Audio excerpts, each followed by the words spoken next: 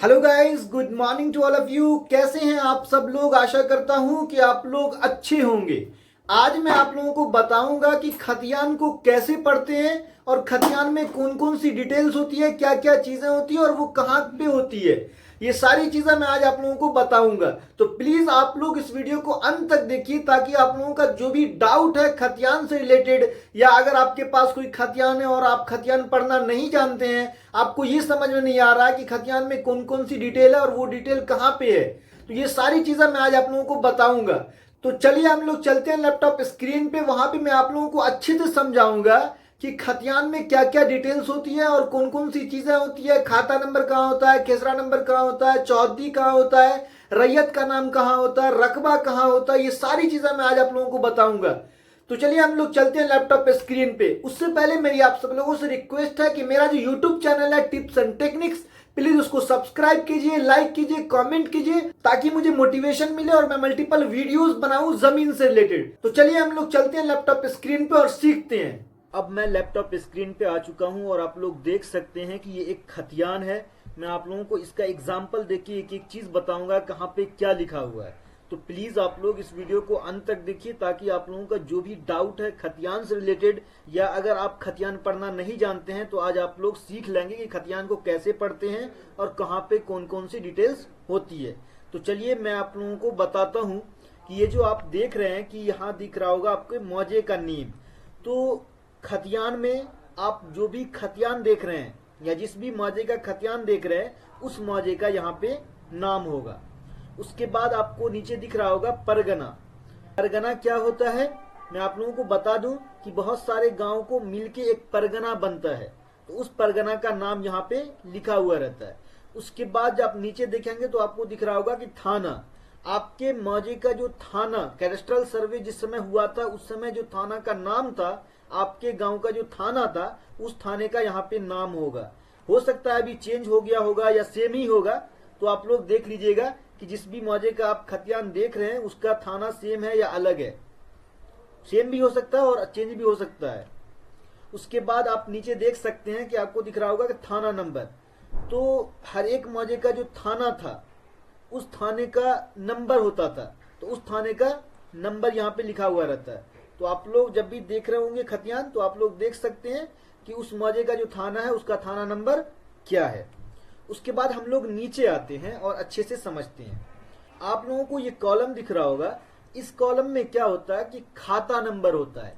खाता नंबर क्या होता है कि खतियान के सीरियल नंबर को खाता नंबर कहते हैं।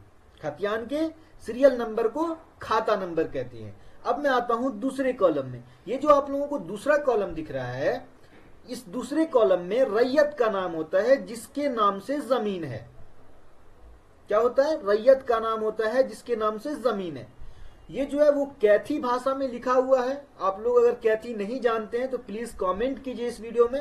मैं इस पे एक वीडियो बनाऊंगा ताकि आप लोग अच्छे से समझ सकते हैं कि कैथी को कैसे पढ़ा जाता है। वैसे मैं आप लोगों को पढ़ के बताता हूँ क्या लिखा हुआ है। आप लोग देख सकते हैं यहाँ लिखा हुआ है कि शेख गौहर, वालिद शेख बरकत व शेख सिराजुद्दीन, वालिद शेख अशरफ कौम शेख। इस तरह से कैथी हिंदी को पढ़ा जाता है। मैं जानता हूं पढ़ना, इसलिए मैं आप लोगों को पढ़ के बता दिया। उसके बाद मैं आगे बढ़ता हूं कि अगला जो कॉलम है ये खेसरा नंबर का कॉलम है। इसमें क्या होता है कि खेसरा नंबर होता है। तो खेसरा नंबर किसे कहते हैं? नक्शा में जो प्लॉट होता है उस प्लॉट का जो नंबर होता है उसे ही खेसरा नंबर कहते हैं। आगे चलते हैं। इस कॉलम में आप लोग देख सकते हैं कि यहाँ पे चौहद्दी होता है। चौहद्दी क्या होता है? कोई एक प्लॉट है, उसके चारों तरफ जिन लोगों का जमीन है उसका नाम होता है कि उत्तर में कौन है, दक्षिण में कौन है, पूरब में कौन है और पश्चिम में कौन है। तो इस कॉलम में आपको चौहद्दी मिलेगा। उसके बाद हम लोग आगे बढ़ते हैं। इस कॉलम में आप लोग देख सकते हैं कि जमीन का किस्म होता है, जमीन का टाइप होता है कि जमीन किस तरह का है। जैसे आप देख सकते हैं कि भीट है, अगर कोई बसवाड़ी है तो बसवाड़ी लिखा हुआ होता है, धनहर है तो धनहर लिखा हुआ होता है। तो इस कॉलम में जमीन का किस्म होता है। अब आगे बढ़ते हैं। इस जो दो कॉलम है, ये दो कॉलम में रकबा होता है डिसमिल में। यहां आपको एकड़ में रहता है और यहां डिसमिल में रहता है। तो ये जो दो कॉलम है, इस कॉलम में रकबा होता है एकड़ और डिसमिल में। इसमें एकड़ होता है और इसमें डिसमिल होता है। अब हम आगे बढ़ते हैं। ये जो दो कॉलम है इसमें भी रकबा होता है एकड़ और डिसमिल में, लेकिन इसमें जो रकबा होता है वो बेलगान और बकास्त जमीन का रकबा होता है। अगर कोई जमीन बेलगान है या बकास्त है तो उस जमीन का रकबा जो है इस दो कॉलम में होता है, एकड़ और डिसमिल में। उसके बाद हम लोग आगे बढ़ते हैं। ये जो दो कॉलम है इस कॉलम में भी एकड़ और डिसमिल में रकबा होता है, लेकिन जोड़ के होता है, टोटल रकबा होता है। सपोज दैट ये एक प्लॉट है, जिस प्लॉट में कुछ जमीन है और कुछ जमीन बेलगान भी जमीन है। जैसे आप देख रहे हैं कि इसमें 18 डिसमिल जमीन है। अगर इस जमीन में कुछ बेलगान जमीन है तो इस कॉलम में उसको लिखा जाएगा और उस दोनों को ऐड करके यहाँ पे टोटल रकबा लिखा जाएगा। तो आप लोग देख सकते हैं यहाँ पे बेलगान जमीन नहीं है, ये टोटल जमीन 18 डिसमिल है, यहाँ पे 18 डिसमिल लिखा हुआ है। अब हम लोग आते हैं, ये जो तीन कॉलम है इस तीन कॉलम में भी रकबा ही होता है, लेकिन ये जो रकबा होता है वो बीघा, इसमें बीघा होता है, कट्ठा और धूर। बीघा, कट्ठा और धूर में इसमें रकबा होता है इस तीन कॉलम में। उसके बाद हम लोग आगे बढ़ते हैं। ये जो कॉलम है इस कॉलम में लगान का डिटेल होता है कि कितना रुपया लगान पे किया गया है, लगान भरा गया इस जमीन का। तो ये चीज आपको लास्ट में दिखेगा, मैं आप लोगों को दिखाता हूं।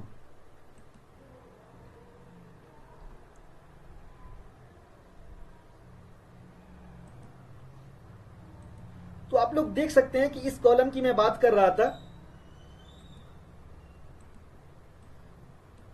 तो आप लोग यहां देखिए कि यहां लिखा हुआ है कि लगान का जो रुपया है ना, उस रुपया में लिखा हुआ है कि कितना रुपया इस पूरे खाता नंबर में जितने भी प्लॉट है उस पे लगान कितना रुपया हुआ या कितना रुपया उसको पे किया गया। तो आप लोग देख सकते हैं यहां लिखा हुआ है 22 रुपया 12.5 आना, इस तरह से लिखा हुआ है लगान का डिटेल इस कॉलम में। अब हम लोग आगे बढ़ते हैं और इस कॉलम का डिस्कशन करते हैं। इस कॉलम में कोई ऐसा डिटेल होता नहीं है, ये ब्लैंक होता है। उसके बाद हम लोग आगे बढ़ते हैं। ये जो आपको दिख रहा होगा इस कॉलम में क्या होता है कि जिस समय सर्वे हुआ था उस समय देखा गया था कि जो जमीन है उस जमीन पे अगर 10 साल से पहले से अगर कोई खेती कर रहा है तो उस जमीन को कायमी लिखा गया था। तो इस कॉलम में आपको जनरली कायमी देखने को मिलेगा। उसके बाद जो अगला कॉलम है इस कॉलम में एडिशनल डिटेल होता है। अगर किसी जमीन पे कुछ वृक्ष है, जैसे माने कुछ जामुन है या कुछ भी है, कुछ भी ऐसा आकृति है, उसको यहाँ एडिशनल इंफॉर्मेशन में लिखा जाता है।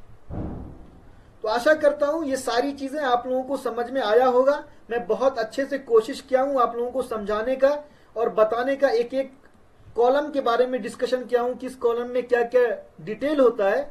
So thank you so much for watching this video. Please like and subscribe my YouTube channel Tips and Techniques and press the bell icon so that whenever I'll upload any video on my YouTube channel, you will get the notification of that video and you will watch that video. Thank you so much again for watching this video.